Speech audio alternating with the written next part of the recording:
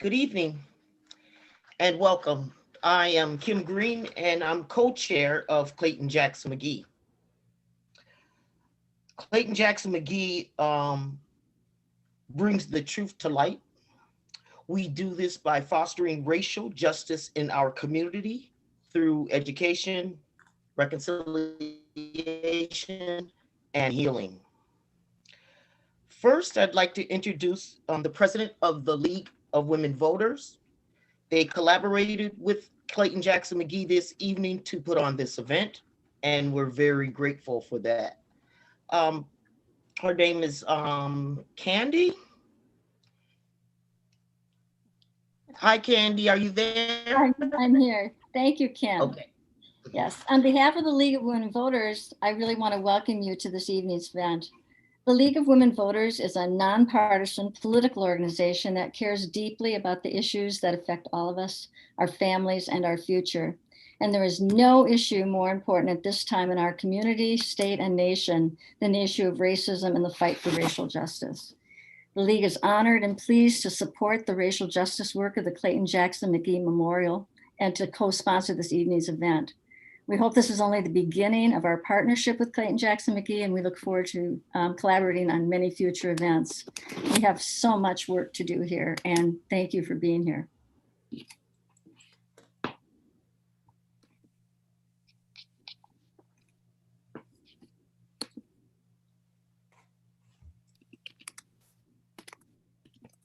I think you're on mute, Kim. Sorry. That's all right. The report recommends advanced efforts to dismantle systemic racism. This report that we're talking about tonight, to dismantle systemic racism and partner with local organizations with a demonstrated track record of confronting racism and meaningfully engaging with communities of color. Now I'm going to recite a quote from Brian Stevenson. We need people to vote. We need people to engage in policy reform and political reform. We need people not to tolerate the rhetoric of fear and anger that so many of our elected officials use to sustain power. We need the cultural environments in the workplace to shift. Now I'm going to introduce to you guys the human rights officer in Duluth, Minnesota, and his name is Carl Crawford. Hi, Carl. Hi, Kim. Thank you all. Hello, families and friends. Thank you all for joining us this evening. We are really fortunate that we have two amazing representatives with us who are also extremely busy right now as we're working through this busy day. As we know, we are never in control of our own time. So please allow me to allow them to introduce themselves. We are very fortunate to have Representative Rena Moran and Representative Ruth Richardson. Welcome you both to our conversations today. And maybe if I can, Representative Moran, start with you and say, please tell us about yourself and how did you happen to end up as a state legislator? Well, good evening, everyone. And thank you so much for the invitation and for the opportunity to talk about systemic racism here in Minnesota and across the country. So my name is Rena Moran. I represent District 65A here in St. Paul, Minnesota. I do represent the historical Black community here in the legislature, which is called the Rondo community, along with a few more other neighborhoods. I've been in the legislature now. I'm in my 6th term, which is my 11th year. Let's see, I do my work through a race conscious lens. And sorry, my dogs are barking, so you have to bear with me now. That's the moment we're in, right, from home. That's right. Let me see, and a big part of my work is I am a huge advocate for social justice, but I'm also mostly all of my work entails around children, family, and community. And I see my work through that lens, and that is a part of who I am in the legislature. Thank you and welcome. Representative Richardson. Thank you for the invitation to present and talk with everyone today. Very honored to be here. I'm Ruth Richardson and I represent District 52B, which includes Mendota Heights, Ember Grove Heights, Sunfish Lake, and portions of Egan as well. My path to becoming a legislator was not a strategic one. I like to think of myself as an accidental politician because there was no strategic plan to get here. But we saw, I found myself in a moment that it's a moment that we needed to step up and we needed to take action and not just sit in the background. And so saw this as an opportunity to be able to bring another diverse voice to the Capitol and to be able to really think through an equity lens in everything that we do. And so very proud to serve with my sister legislator, Representative Moran, who's a great mentor as well. Outstanding. We are very lucky to have you both work hard in St. Paul. And just so our audience understands that you're currently in session, so there may be some moments when you have to step away and vote, and we completely understand that. As you mentioned, we are trying to do all things at once, and sometimes we just got to choose.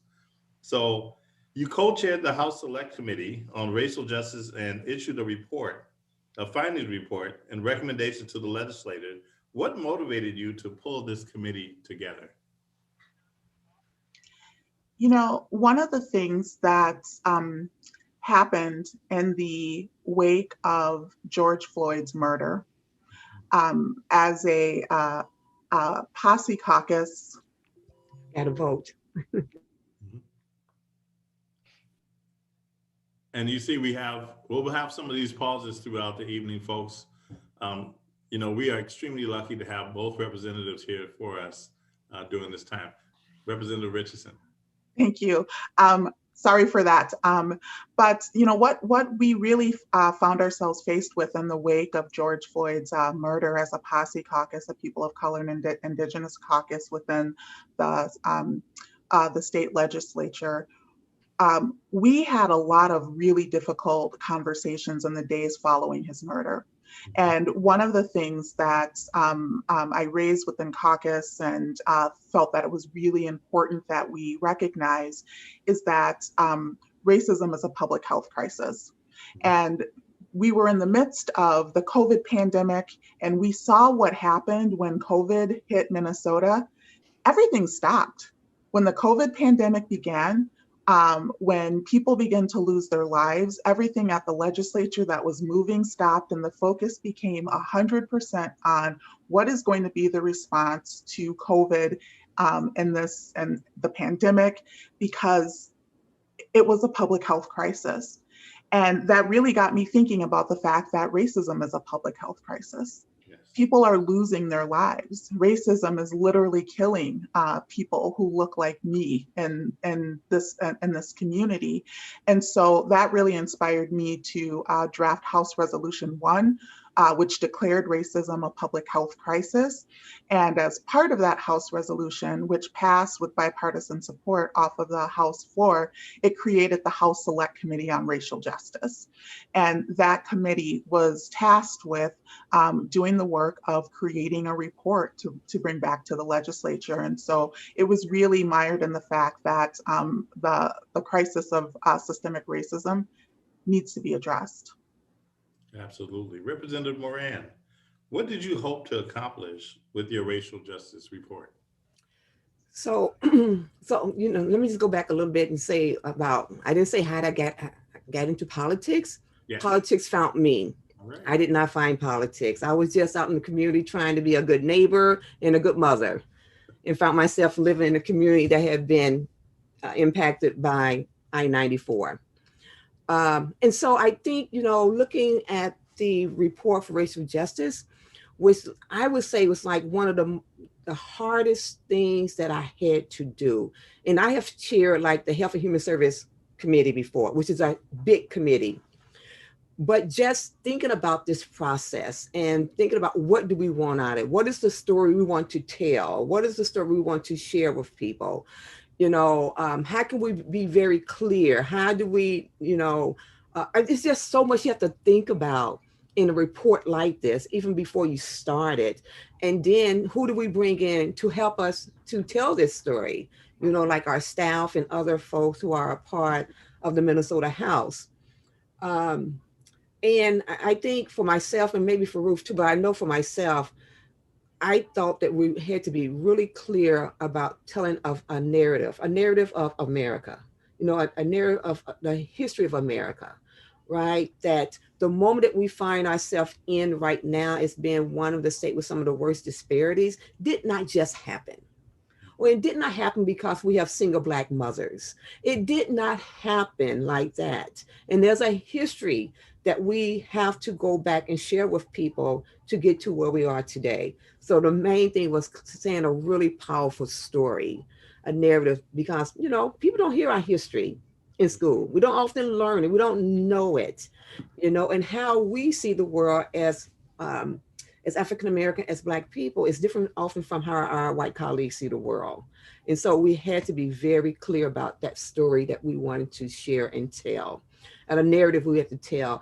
And we had to make sure that we were telling that narrative to lawmakers, yes, because there was laws and policies that got into where we are today, especially around policing, right? But also in healthcare, in education, and through the whole gamut. So it was trying to tell a shared story, tell some history, and make sure that we was talking to legislators, that today as legislators, we have a role to play to make sure that we do not continue to create harm, yes, because harm had been created.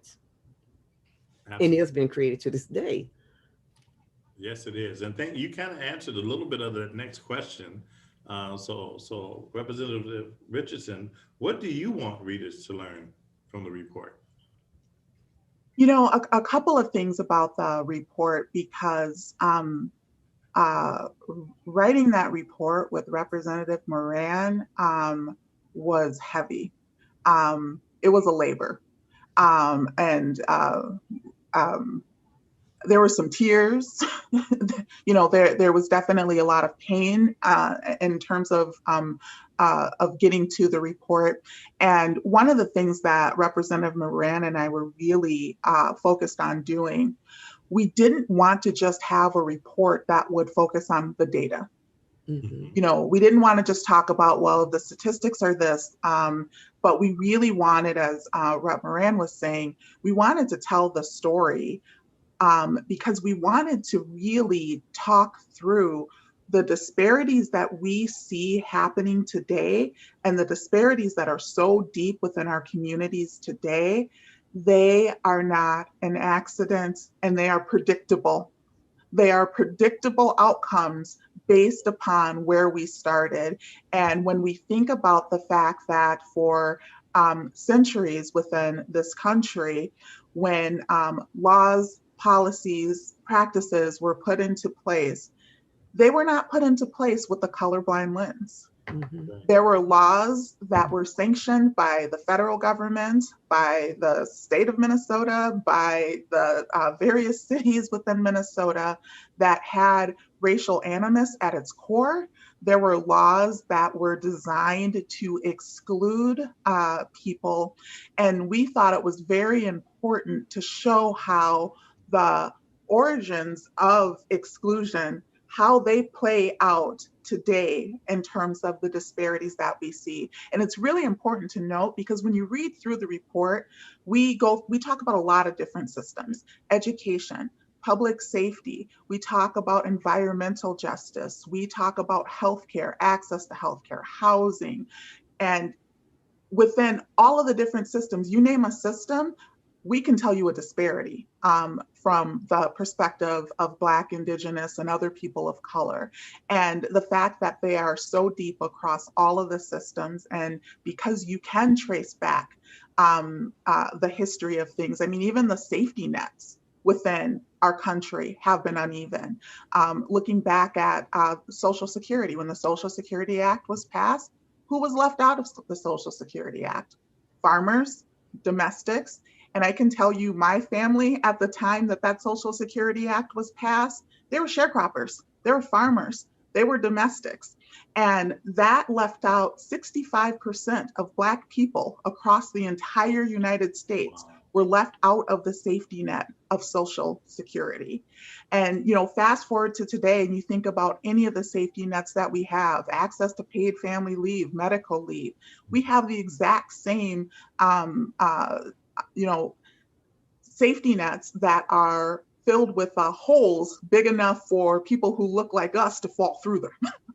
Because the safety nets have not been made in an equitable way. And so that was really the story we wanted to tell. We didn't get here by accident. And if we're going to be serious about moving the needle on these disparities, eliminating them or reducing them, that is also going to mean that we're going to have to take a race-conscious lens to addressing. Absolutely. And, Minnesota is often thought of as a progressive state, with high standards for education, healthcare, and other qualities of life. So how then do we explain that Minnesota's racial disparities are some of the worst in the nation? It's a really good question, and we talked about this, and Dr. Myers talks about the Minnesota paradox. Yes. And this whole idea that it really becomes a tale of two Minnesotas.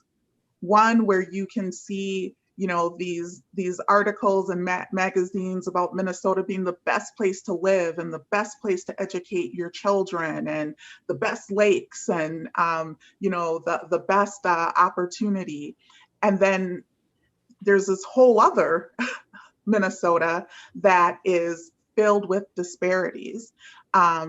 Black and Indigenous students are less likely to be in the classroom. Indigenous students are 10 times more likely to be suspended or expelled than their white counterparts. Yes. And they make up less than 2% of the student population, but they're 10 times more likely to be suspended. Looking at housing and home ownership rates, the Rondo area, Moran can talk more to this, but it's really important when we talk about the challenges that we see within home ownership. There was a time in Minnesota where there were high home ownership rates for Black people. And then you have situations like the I-94 being ran through people's homes. And those were political decisions that were made.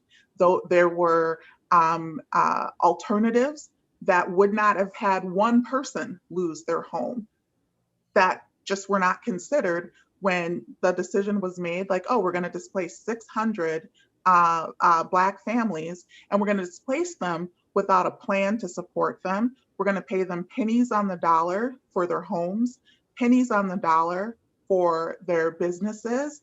And now after we displace you, don't forget that there's redlining, there's federally sanctioned discrimination of where we won't lend money to you in the neighborhood that you live in.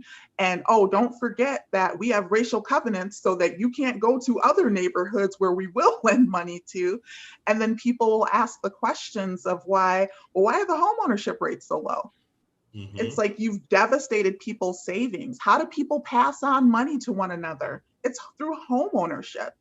And so for our communities, even when we have been able to thrive in the face of discrimination, you still have those situations of where you have the carpet pulled from under you. And once again, you're starting over. And so when we talk about even the communities that are thriving, we're talking about communities that were thriving in the midst of some pretty brutal practices that were designed to keep them down and to keep them in their place.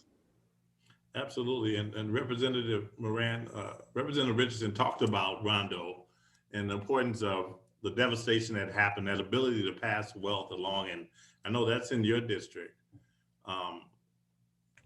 Maybe you can share a little bit about what does that mean to do your work through a race-conscious lens and always returning back to Rondo and what could have been to what it is right now.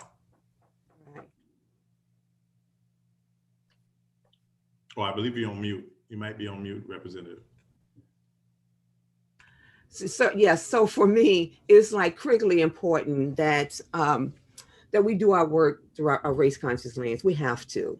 I mean, you heard Chair Richardson just lay out a litany of barriers and laws and policy and practice that was in place, right? And so today we look at the disparities. We look at Minnesota as having some of the worst disparities, right here. And we make assumptions about why they're there. Matter of fact, we invest in ways that we're thinking that we're helping people without engaging those who've been impacted by our systems about the solutions we need to do or what that needs to look like. And what we have seen a history of is that these disparities have only gotten worse.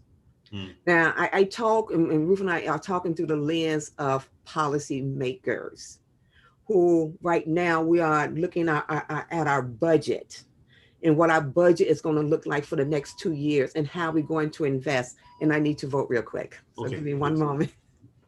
One moment. And you often hear us, friends, talking about the report and how important it is that you take time to read that report. And I had a chance to read it, and I was in shock and awe, even doing this work, at some of the things that were in the report that talks about what it means to be an African heritage person right now in Minnesota. Yeah.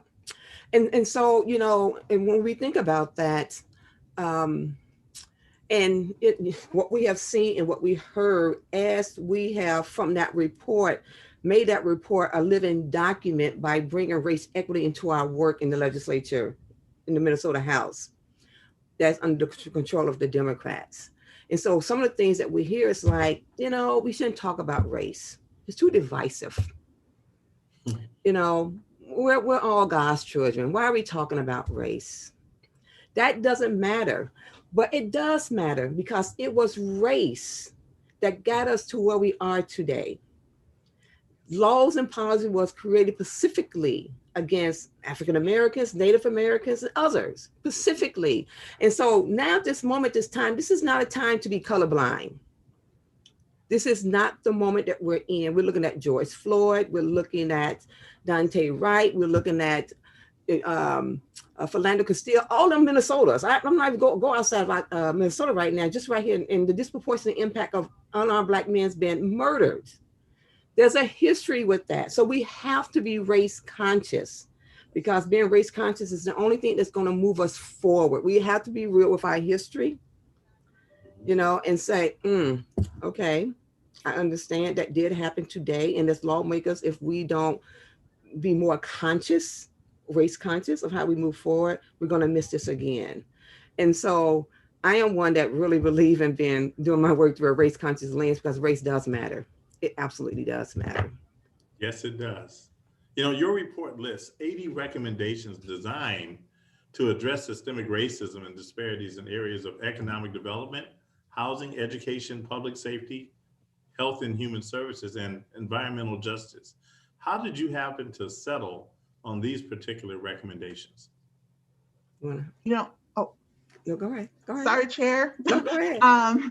You know, one of the things that we had decided very early on, because in some of the ways that Chair Moran and I are aligned, we truly believe that those who are closest to the pain of these issues need to be centered in talking through what are the solutions, what are the strategies, what are the things that we should try in order to move the needle on these disparities. And so the way that we really approach the Select Committee on Racial Justice, we started really basic with not taking for granted that people understood what do we mean when we talk about equity? What is systemic racism? What are the social determinants of health? And so we really started with a 101 to ground people in a common language that could be used as we move through the different topics that we spoke to.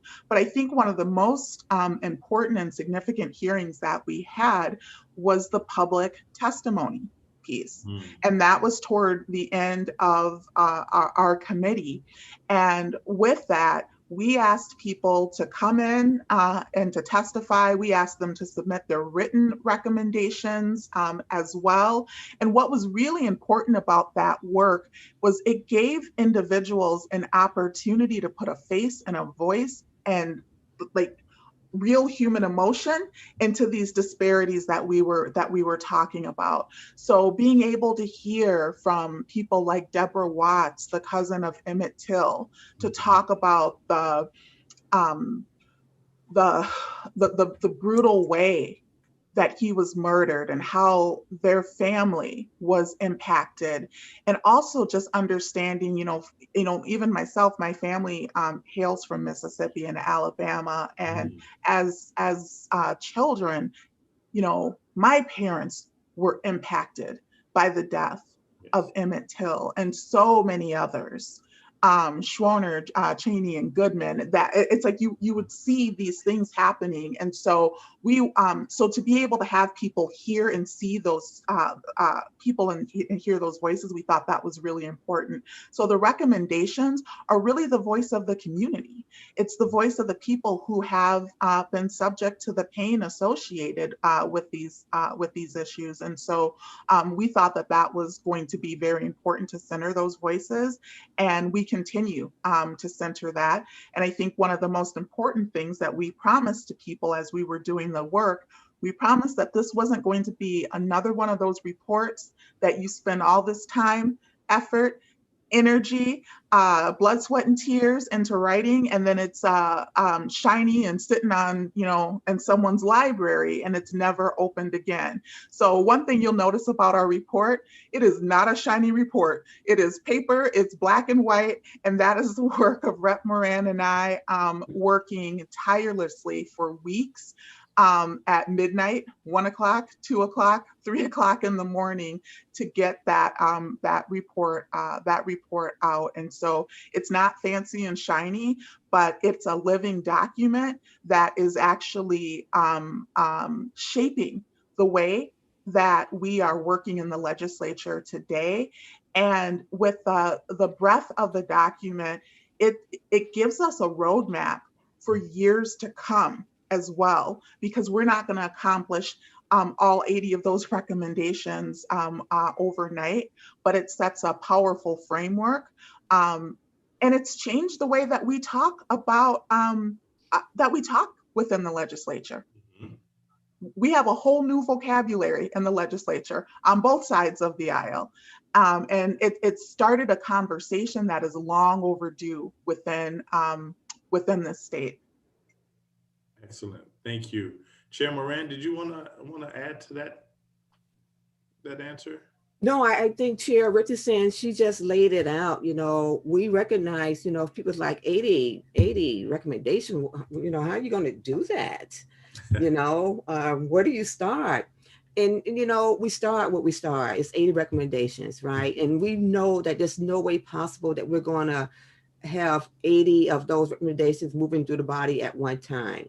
This is not just about 2021. This is like into the future, right? We in Minnesota are the only divided legislature in the country, and the only, right? Wow. And so we are Democratic House and Republican Senate, and that means sometimes you have two different ideologies butting heads. But the first part is like, make this document living, make it a living. Let's start talking about it. Let's leave from that type of a lens, and so as, Chair Richardson is chair of our Education Policy Committee, right? And so we brought this document into our committees as chair of Ways and Means. Right. My first hearing was about this document. Yes. Let's get us grounded here, right? And we did that, and we have several other legislators who are legislators of color. I mean, I think all of them and who were chairs in some type of way brought this document into their committee, and we led through, my conversation to like my chairs of the committee was, my job is easy. I'm going to support you as chair of your committee. But I also see when you come to my committee, I want to see how you are reducing disparities, how you are eliminating disparities. I want to see bills and investments that we can say is targeted and focused right, on these communities that has been historically left out of the processes here, right? That's right. And that we are investing in things that comes from the community, that come from community voices, community organizations, community nonprofits. We can't just say, well, this is how we always done it, you Mm-hmm. know. And so it is a living document. It's going to be living there as long as we're there, and hopefully, once we're not there, that we have embedded this language and this concept into the minds of so many others, that we are beginning to see it as a necessary piece of how we legislate, of how we have committee hearings, or how we think about into the future, whether it's through a policy or it's through dollars, that this is a process that we see has benefited all of us in the That's state right. of Minnesota, and not just some of us. That's right. A lot of hard work went into this document. So what bills have been introduced in the 2021 legislation session as a result of these recommendations? That's a really good question. And so there are a number of bills that are currently moving through the House, and a number of them are also moving with bipartisan support. A few that come to mind right now in terms of thinking about health and the disparities that we see. We did quite a bit of work in the Select Committee on Racial Justice, looking at maternal mortality and morbidity, and looking at disparities, particularly within the Black community, knowing that Black women are 3 to 4 times more likely to die from pregnancy-related complications than white women. Black infants are twice as likely to die before their first birthday when compared to white infants. And I think one of the things that was startling for a number of people within the committee who weren't really familiar with the statistics around this is that you can control for everything. You can control for education, socioeconomic status, access to insurance, housing status, substance use disorder, mental health status, general overall health, nutrition. And at every single level, Black women are still 3 to 4 times more likely to die than white women. And so if you look at a college educated Black woman, she's 3 to 4 times more likely to die than a white woman who didn't finish, who only completed the 8th grade. So looking at that, you begin to see that when we're talking about these particular disparities, these are not disparities that you can buy your way out of. Yes. They're not disparities that you can healthcare access your way out of. It is about the fact that Black women are not being treated in the same way, and they are not being heard when they are experiencing distress within hospitals, when they're delivering babies and postpartum. And so with that, a few of the bills that are moving through the House right now, there's the Dignity in Pregnancy and Childbirth Act that is moving through the House, House File 660.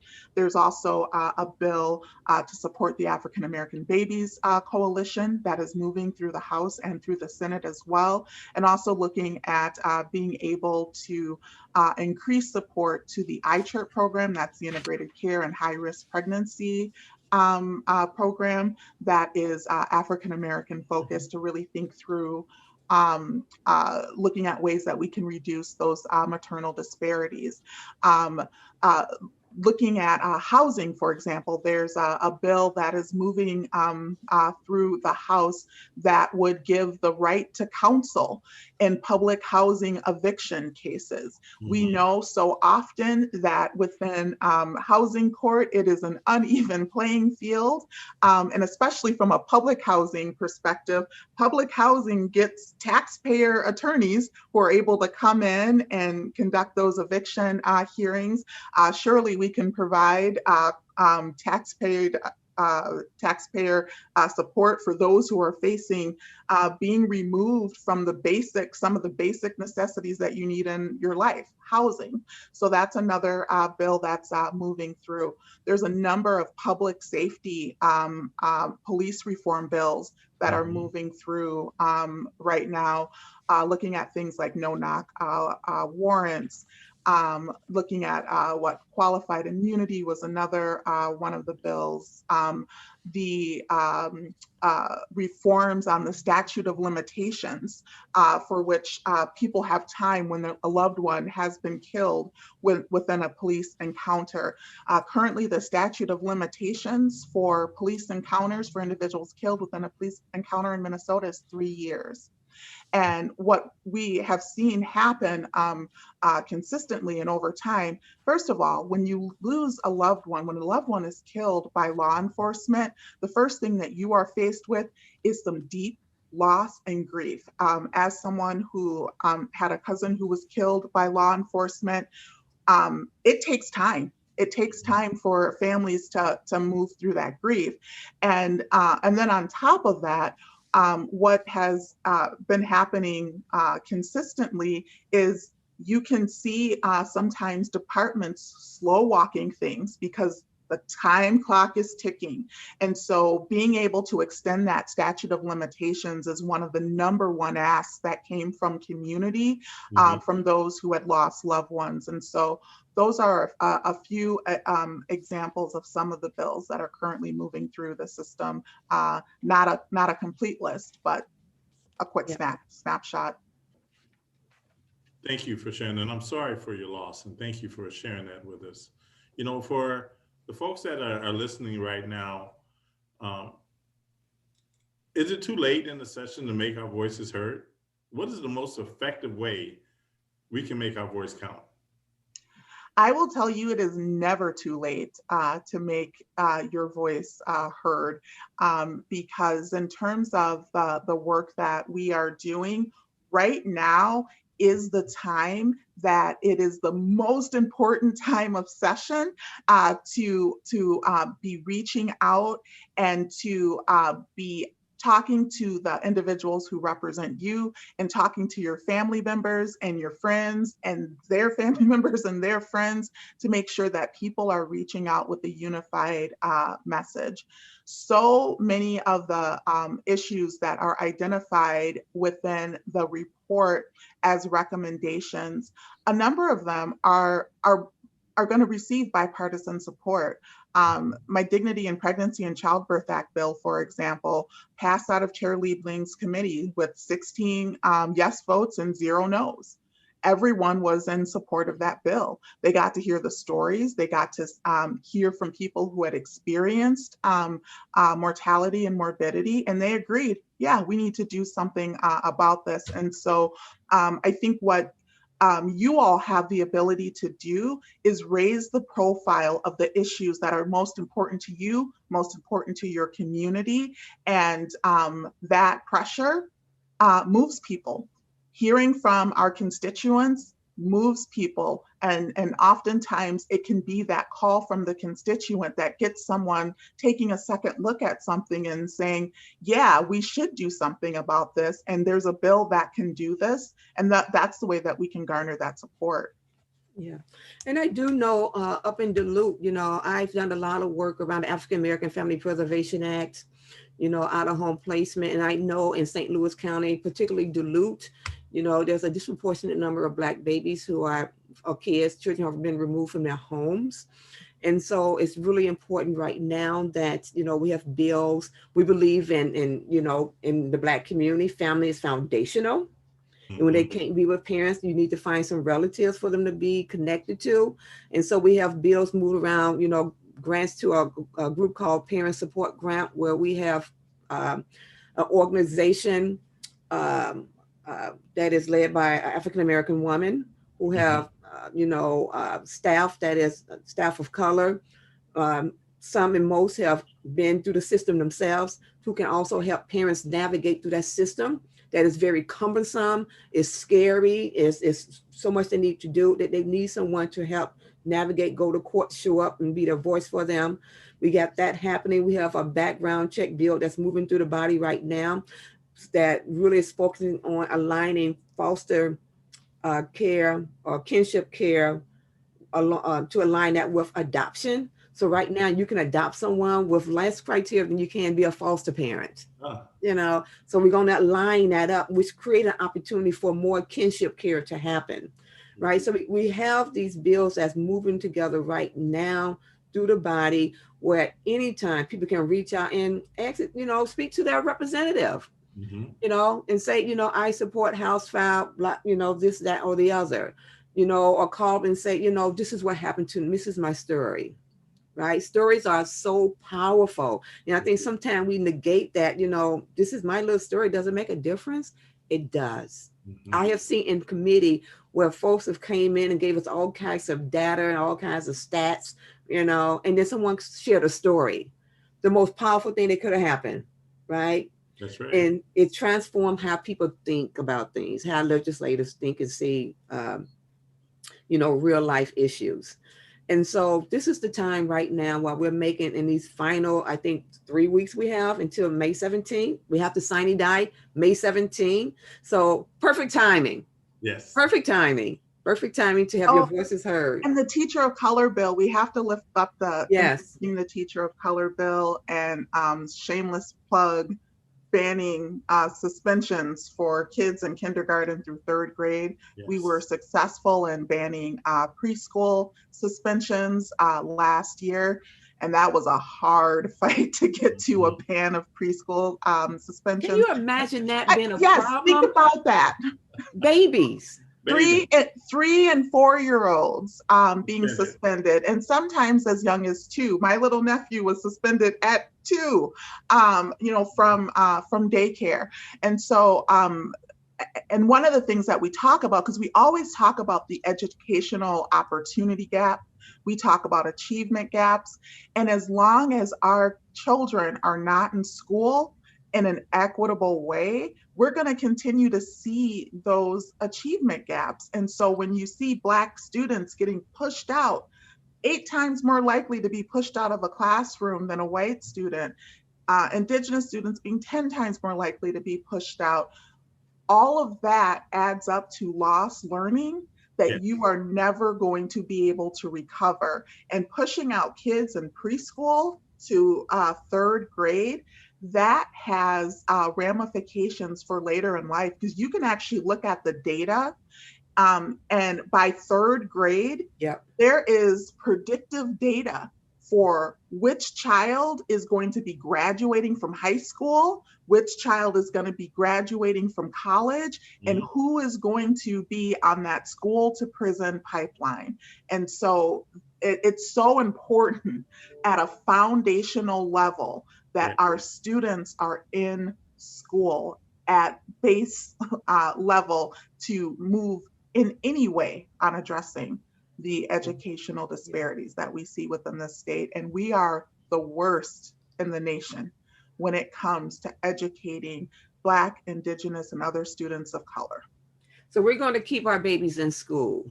Yes. We know the first 8 years of life, 3rd grade, is critically important. They're learning social emotional development. They're learning how to take turns, how to say, how to share, all the things that they has to be taught. Yes, exactly. Right? They don't, right? And so there's no reason why, if a teacher feels that, what's going on, I would say they're the problem. They need some more learning. They need some more tools in their tool pocket, not the child. And right? One of the things you said, Rena, about how powerful, and you're probably like, why are you taking over my interview? But one of the things that you said, Rena, about how powerful storytelling is, in Education Policy Committee, we had Dr. Bernadette Johnson come in, and she told the stories of, let's talk about how kids get pushed out. And she was able to make these stark contrasts between, a little Black girl in 1st grade who gets dysregulated and runs from a classroom, getting a 3-day suspension, a white student, a middle school student who's older, kicking doors and creating thousands of dollars of property damage, being put in a timeout. And the members of our education committee had to all sit with that. Yes. And when they had to sit with it, you know what the first words out of their mouth were? we're struggling, because like hearing these stories, like these are things that shouldn't be happening. And it's like, yes, everyone can agree that these are the type of disparities that should not be happening. But at the root of so many of the disparities within education and other systems, it comes down to the discretion. The discretion is where the disparities are bred, born, and raised up into these deep inequities that we see right now. Because with discretion from beginning to end, take public safety. Officers have discretion of when they pull someone over for tabs or not pull someone over for tabs. Officers have discretion whether to give you a ticket or not to give you a ticket. They have discretion to arrest you or not to arrest you. County attorneys have discretion whether to charge you or not to charge you. Judges have the discretion as to, are you going to get the minimum? Are you going to get the maximum? Are you going to get more because there's extenuating factors that suggest you should get more time, or maybe you're going to get less time? So we have to be honest that the reason that we are where we are today is because of the discretion that has discretion is where we see the inequities. Exactly. That is where they are. Mm-hmm. Yeah. Yes. We see that in out-of-home placement. One kids been removed from their home, the other family who have something even more egregious sometimes are getting parent support. Mm-hmm. So accountabilities just has to be someplace in all of this stuff, right? That's or right. Blind discretions where, it's got to be so much we need to do. Well, I'm excited to hear about the Black teachers bill, because, my father used to always say it always changes when it comes into your living room. And for me, I raised my son here in Duluth, Minnesota. Not once did he have a teacher of color.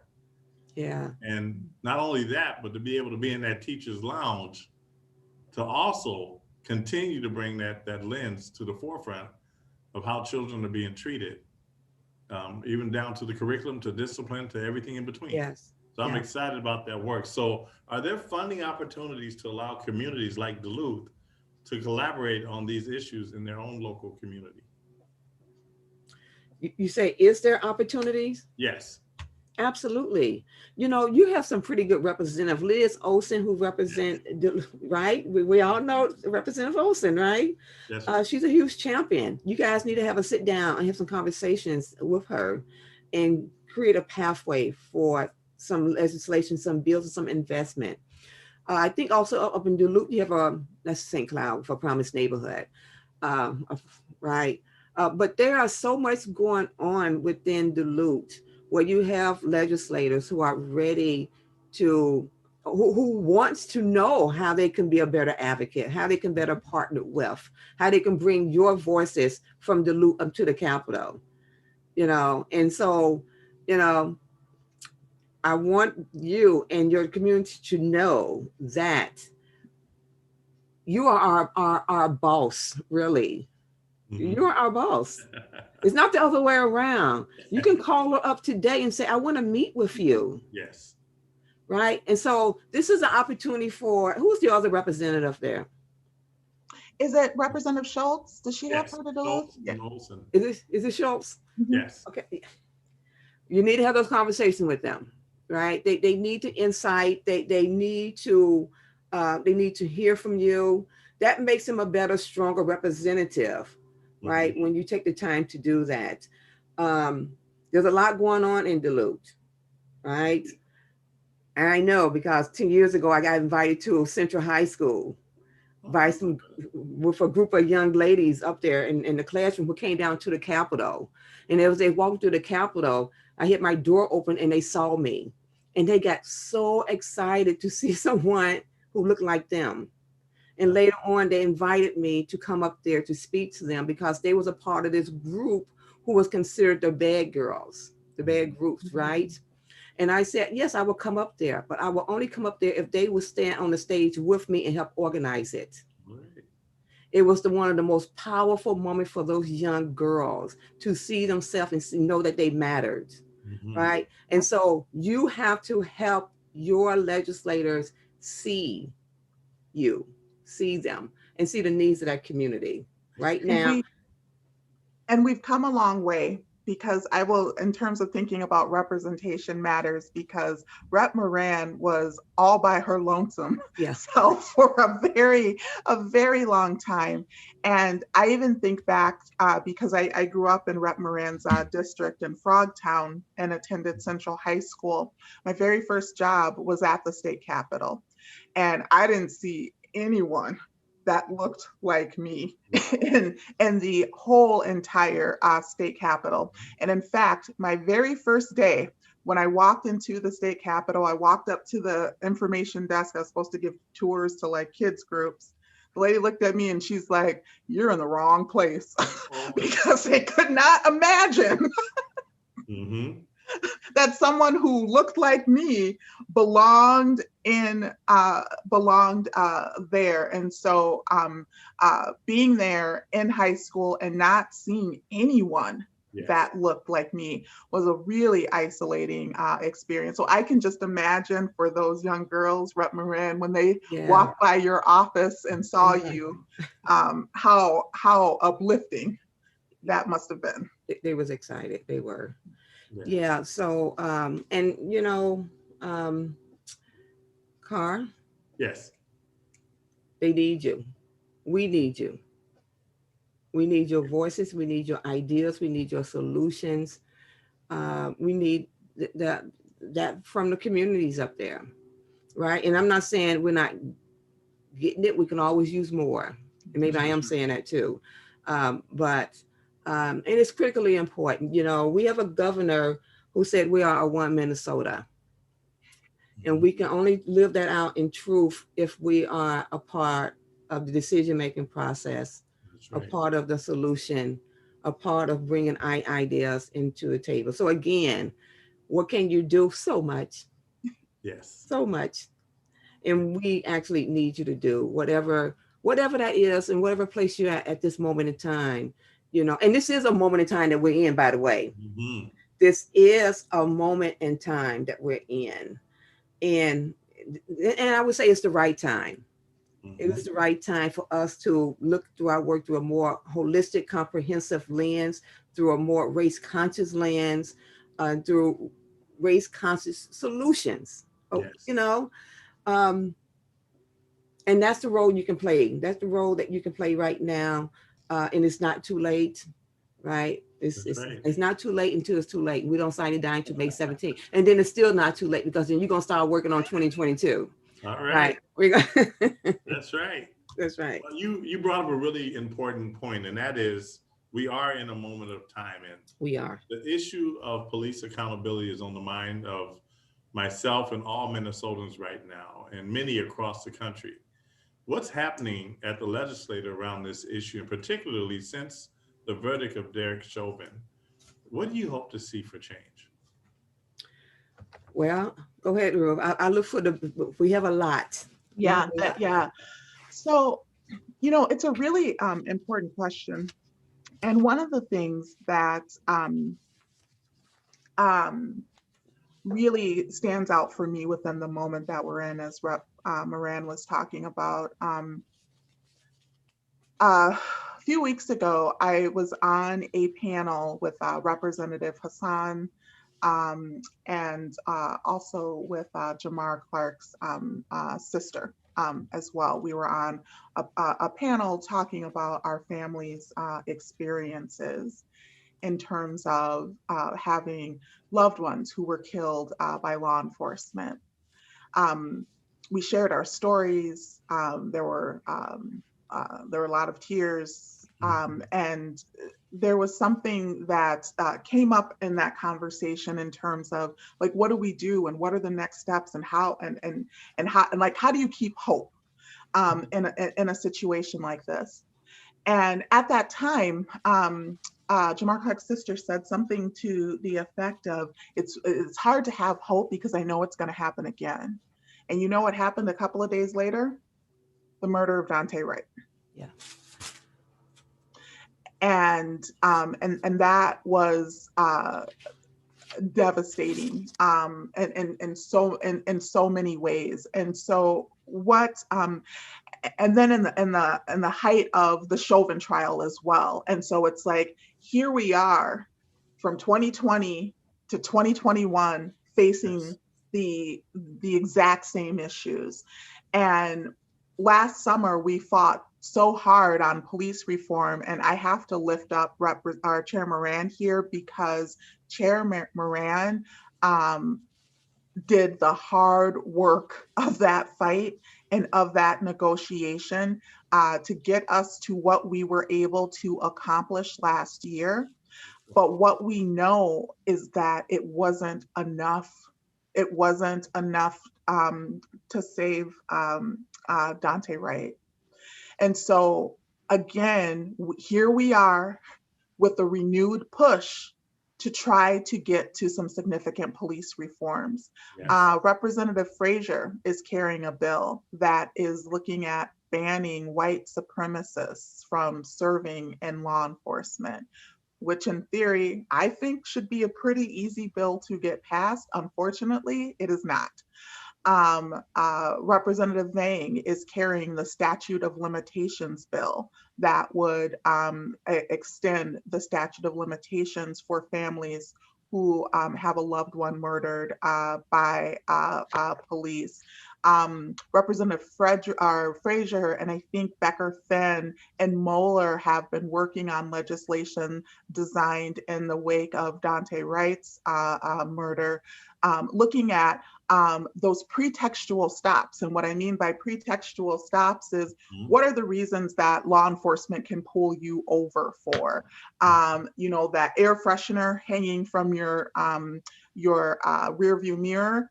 That's something that law enforcement can pull you over for. They have discretion as to do that. And so this bill would look at eliminating a number of those pretextual things that you can be pulled over for. We know that Dante Wright, I've heard different versions. I've heard that he was pulled over for air freshener. I've heard that he was pulled over for having expired tabs. I also heard the data that there's something like 60,000 people who have expired tabs right now within the state, because there's a backlog of individuals trying to access those because of some of the challenges related to the pandemic. And so there's discussions happening around bills related to that as well. Rep Moran, I don't know if you had more that you wanted to, no knock warrants, the Hollins bill. Yep. And I'm just looking at some of the reform accountability page that we have. So we definitely want to promote dignity and respect, that we do this work through the sanctity of life and human rights. We wanted to enhance community oversight. That means allowing local unit of government the ability to establish a civilian oversight council. I think that is Representative Gomez. Yep. We want to update training to best practices, recognizing the impact of police violence on the community by enhancing training designed to reflect the needs of Minnesotans and best practices.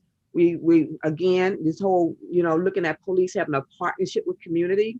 Yes. And I think this is like really, really important. We know how important it is for police officers to be a part of their community, right? I talk to like my rural colleagues all the time, and they talk about how police officers are living in their community. They go to church together. Their kids are going to school together. There's a connection, right? Yes. And so we want that too in the urban core. They should have residency in the municipality in which they're working. We want to see them at the store. How about seeing them at the church? Because that relationship dynamic makes a difference. And so we need that partnership. The humanity of people, right? We see the humanity. It's hard to treat someone inhumane if you're going to have to sit next to them in church on Sunday. That's right, right? So these partners with community, we have to, like what we started in 2020, we have to do more work around officer accountability. We have to weed out bad police officers who make policing look bad, who make the institution of policing look bad. We need to weed them out. They need to be accountable. Chair Richardson talked about white supremacy, rooting out these hate groups. We have to weed them out. We have to protect our First Amendment, the First Amendment to protest. Yes. Right, without having the military style of engagement that happens when we're out protesting. Banning tear gas and rubber bullets. Ban it, right? We need to expand the whole mental health training process. Mental health is we need to allow officers who's having a breakdown to be able to go in and see someone professional and not demonize them. They need the help, along with, those who they have impacted. And then we need to emphasize de-escalation. That needs to be the practice of de-escalating. I mean, we just saw the young lady, the 60-year-old in Iowa, right? When the police showed up, there was no de-escalation. He did not ID himself, identifies nothing. So this excessive use of force should not be how we operate and how we encounter. And we know police officers can do it because we saw police officers do it with the 64-year-old man up in Hutchinson, Minnesota. The one that hit the officer in the head with a hammer. And then he drug him with his car, that one? That one, right? Mm-hmm. So we know, right? That's right. And we cannot do this without talking about race, because we know we have a clear Dante, right? April 11, Hutchinson, April the 16th, did not have a gun, they had no reason to fear for their life. He's dead. This guy hit a police officer, drug him in a high-speed chase. He gets to live another day. Yes. Those inequities are real. That's right. And we have to do this work, and we have to say what we're seeing. Race matters. Yes, it does. And humanity matters. And we need to do this work through a very humane type of way. That's right. And it needs to be timely. We need to do it now. And I have forgot that I did not mention our dear Representative Mary Murphy. I'll be in trouble. That's right, Mary Murphy, huh? For that one. So luckily, my friends reminded me. For the longest. I think Mary Murphy. I think Schultz might be. Is she in Mankato? Yeah, she's in Duluth. No, she's in Minnesota. Yeah, she's in our area as well. Okay, so, and Mary Murphy. Yes, absolutely. I'm wondering how you got 3. That doesn't seem right. No. I won't tell if you won't. Right. We only have A's and B's and then a senator. Right. Right. So, so, there's a lot of work that needs to be done. And both of you eloquently talked about the pain that we feel from race and the challenges that lie before us with police. And following the Derek Chauvin verdict, Governor Walz stated in his speech, "Make Minnesota not just a good place if you're white, but the best place ever. We can't go on like this.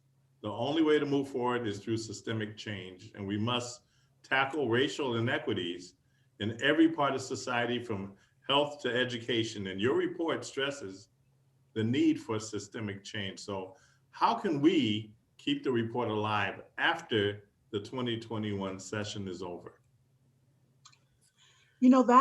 That's a really good question. And I think in terms of what, Chair Moran was saying too, because it's like, as long as we're here, that report's going to be alive, but knowing that with time and seasons, things change. And so I think what we've really done is we've set a foundation for there to be building on this work, continue growth and evolution of it. One of the recommendations that came through the report was the suggestion of a Truth and Reconciliation Commission being established. And thinking about what a truth and reconciliation process could look like for the state of Minnesota could be a really important and critical way to do a couple of things. One, to really grapple with the history of systemic racism within Minnesota, and to be able to do a deep dive on the many areas from what occurred within the Rondo community, what occurred in, and Rondo wasn't the only community that has been impacted by displacement, and the report goes into other areas, thinking about like the environmental justice impacts of things as well. And so what we were able to put together and the timeline that we had for the House Select Committee on Racial Justice, I mean, we're trying to put in centuries into like a 6-week process, right? Of having multiple hearings. And so I think even within some of the recommendations around commissions and task forces that can be established to dive deeper, I think those are some of the things that are going to be really important. We didn't want to mire things with like, well, everything just needs to be a task force to study an issue to try to get to something, because people are tired of task forces as well. And so I really look at like something like a Truth and Reconciliation Commission very different than just another task force, because with Truth and Reconciliation, it's about telling the stories and exposing the good, the bad, and the ugly and the uglier of systemic racism. But then there's also, you're not getting stuck there. You're moving towards, and how do we heal? And how do we get reconciliation? And, you know, taking the Rondo example, for example, I'm carrying the Rondo land bridge bill. And the idea behind the Rondo land bridge is replacing what was stolen within the community, creating housing, creating affordable housing, creating an incubator for businesses, and also with understanding that those freeway caps or those land bridges, it'll also address the environmental toxins that have been, harmed communities for decades within the Rondo neighborhood. I went to Maxfield. My 7 brothers and sisters went to Maxfield as well. A lot of us had asthma, you know, and that's not an accident or a mistake. And so, and also understanding that there are benefits with reconciliation that everyone gets, because when we lift up Black people, everyone gets lifted up, but also understanding it increases the tax base, the payable tax base within St. Paul as well. And so one of the important things that I think it's really important when we think about the reconciliation piece, it's really digging into the economic costs of racism, because racism is expensive, and people are just starting to realize just how expensive systemic racism is. The city report that came out that looked at just discrimination against African Americans in the last 20 years within the United States has cost the United States an estimated $16 trillion. $16 trillion lost in just the last 20 years, and that's just looking at discrimination against Black people. That's not even looking at all BIPOC folks and what those costs are. And we did the work of doing what it's costing Minnesota. And as long as people continue to hold up systems that have been built on foundations of white supremacy, we will never be as prosperous as a state, as a nation. And so people like to think that like, oh, well, that racism, that doesn't affect me, that just harms those people over there. It harms all of us. Right. All of us pay the costs for systemic racism. And can I just add a little bit on a local level? What you can do is, and kind of like we did, like in the House, we brought that bill into committees.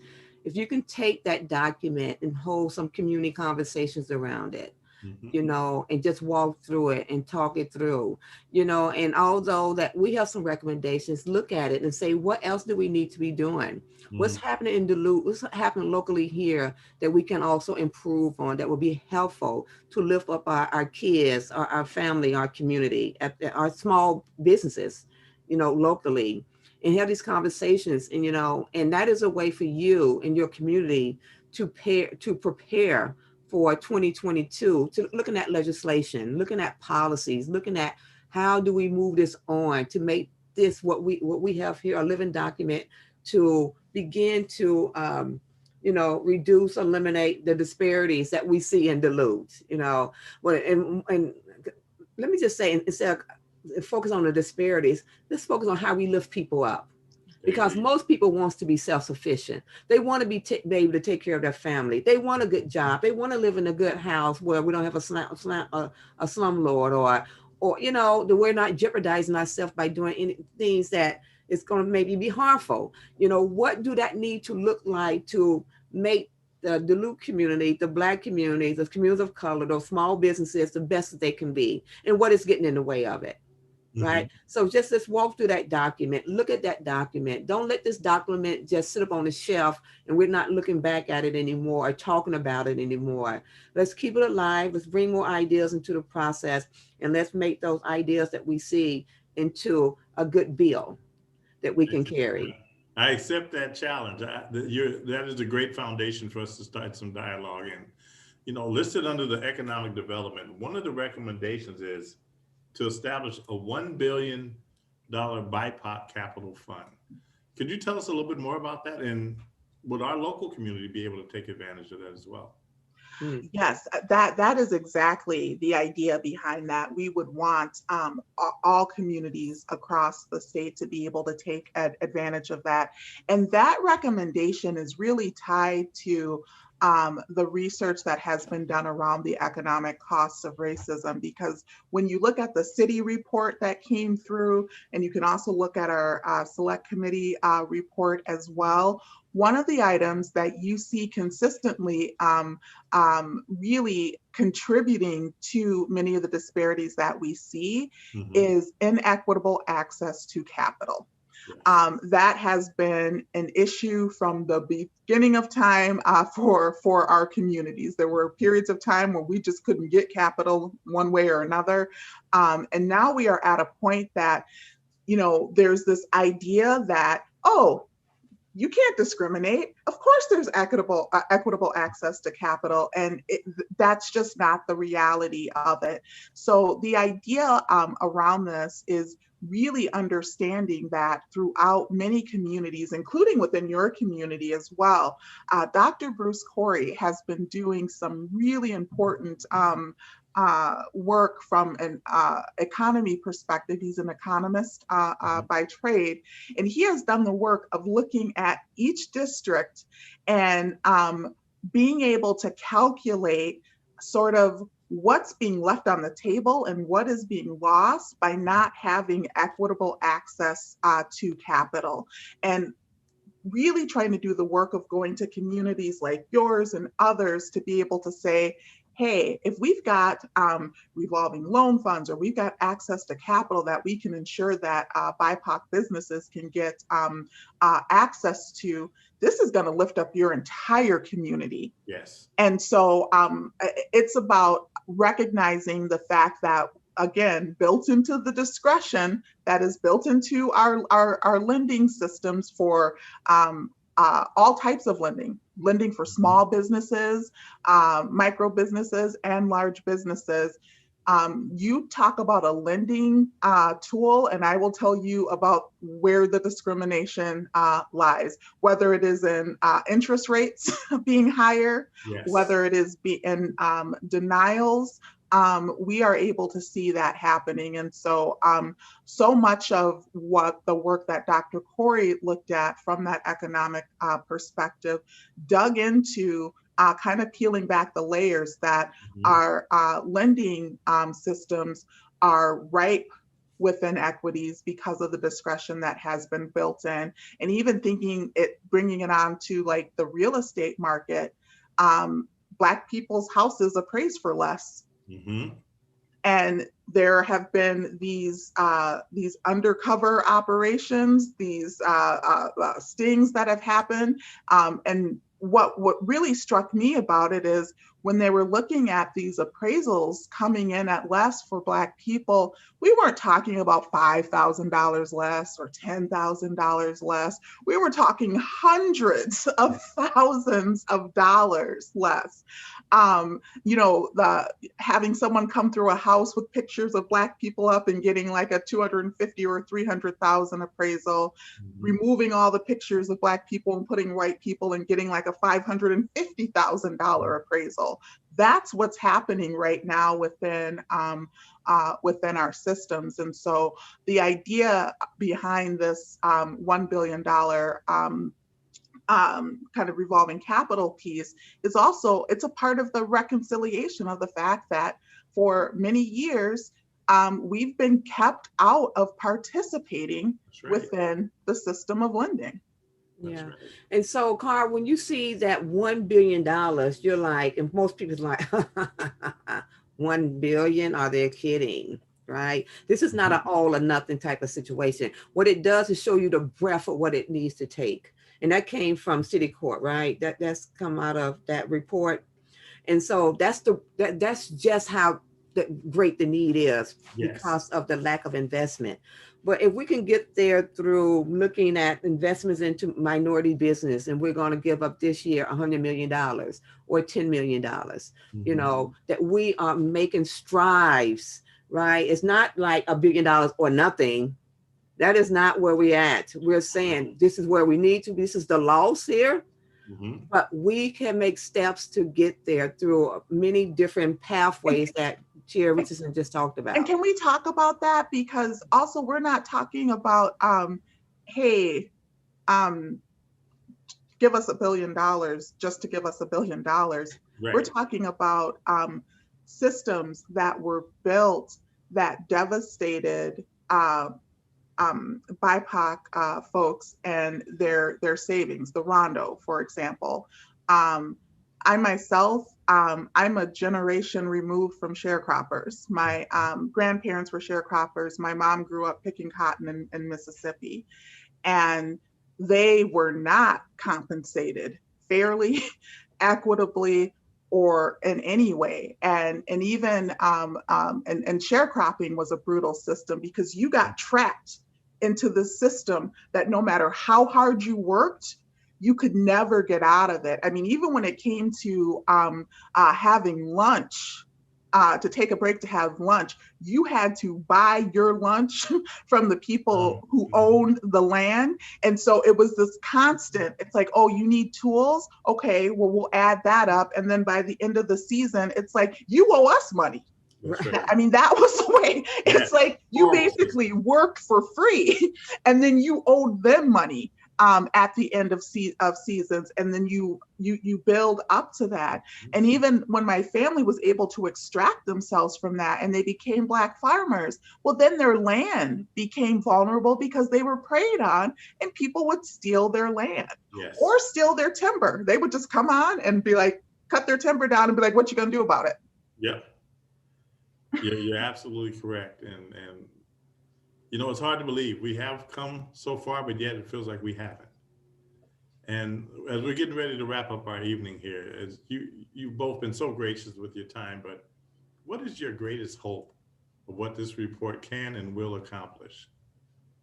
So I want to just give you this definition of racism. Yes. Because we was really clear that we're not talking about individual racism. We're talking about structures.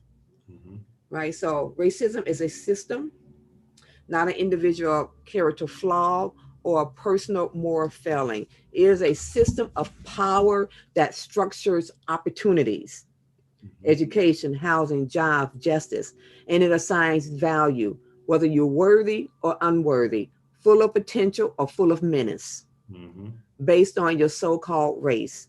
That's the social interpretation of how we look, right? And so for us anyway, as lawmakers, you know, this is like the institutional structural racism that is embedded in our policies and laws and practices that we see play out in our community every single day, right? So my hope, the question is, what is our hope for this, this document? Yes. For this document. I would say this is so much bigger than this document, you know, this is so much bigger than this document, right? Because we have to live out what the history that we've brought forth to where we are right now, to the recommendations that needs to be played out to create a more fair and equitable Minnesota. That's right. We can just deal with, we won't even deal with America right now, with more equitable Minnesota. And so we have to continue to get people to have conversations, to talk about this, from this, bring out answers and solutions, right? You have state legislators, you have city council members, you have county commissioners. This is not a document that we just want to be used at the state level. We want this to be used and utilized at the city level, the county level, school boards, you know, That's all right. of that, right? To take this and take it into, to break down the structures of racism. Mm-hmm. That is about who is worthy of something, who is not worthy of something. This is 2021.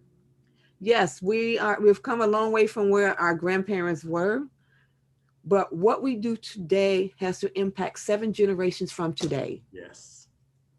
And that's the impact we want it to happen. That we're not just dealing with today, but we are impacting generations to come. Mm-hmm. Right? This is about my grandkids, my great grandkids.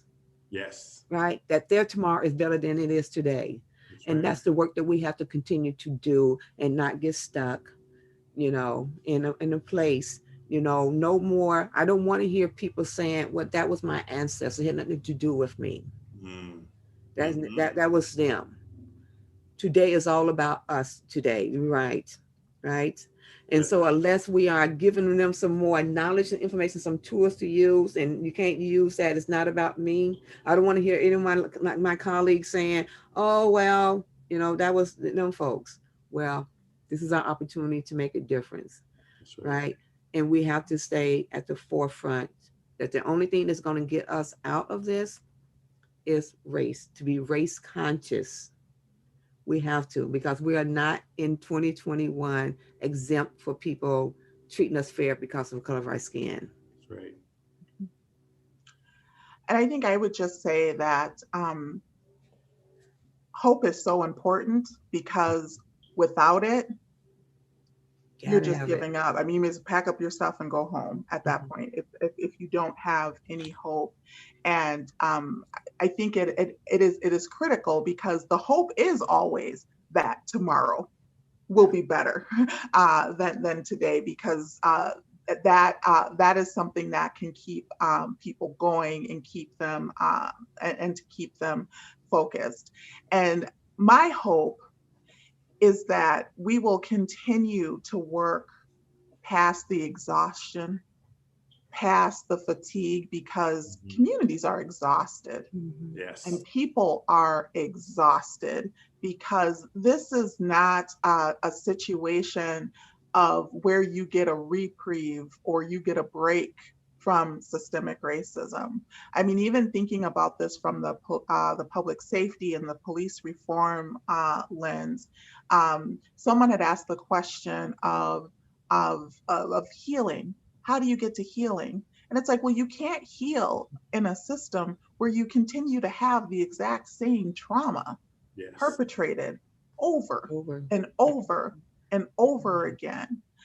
And so my hope for the future is that we will get to a space that there can actually be in sight a reconciliation, an opportunity for healing, an opportunity for rest. Because I mean, at this point, rest is a form of resistance.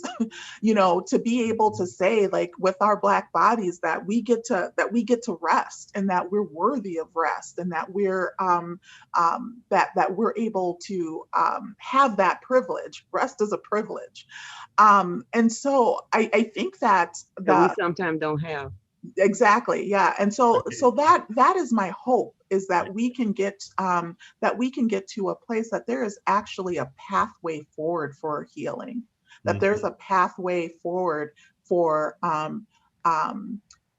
reducing disparities and eliminating disparities, and not just being stuck in this like incremental of, okay, well, we got something for a few people over here because doing this work, because as Rep Moran was saying, it's like, we're not talking about individual people here being racist. We're Right. talking about a system Yes. that creates predictable outcomes.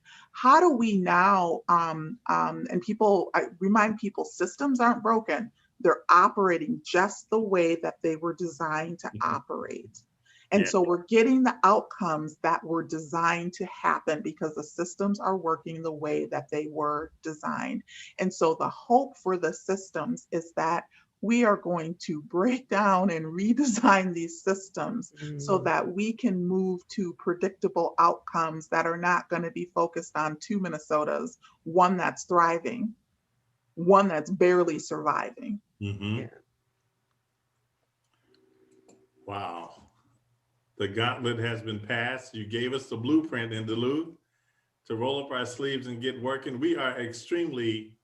I am extremely excited to have the opportunity to spend this time with you tonight. And I am extremely hopeful that both of you are working on behalf of Minnesota to make this a one Minnesota state where we all have the opportunity, as George Floyd didn't have, and that is to breathe. Mm.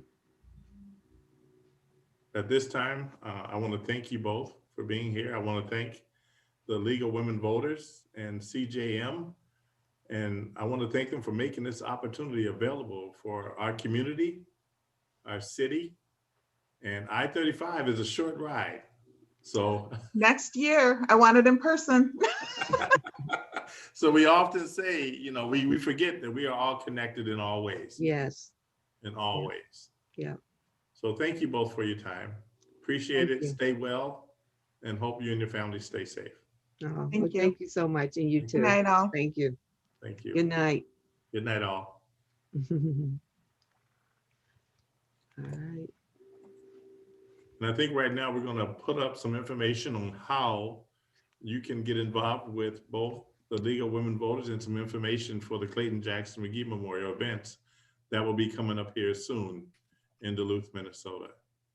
Thank you all for choosing to spend your evening with us. And it has been my honor and privilege to be a part of greatness once again. Thank you, Duluth.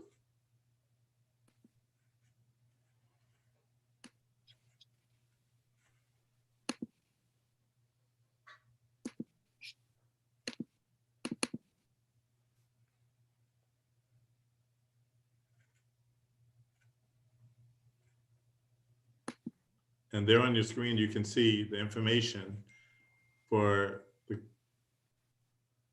our commission, as well as other organizations that you can get involved with and continue to make this opportunity happen here in the Northland. And that report is available. There's a link on the bottom of the screen here that shows access to the report. It is important and it is critical that you take time to read the report, get familiar with what's there. I found it riveting to learn about some of the disparities, and just gives us an opportunity to work together to create the goal that we really want to see in our community.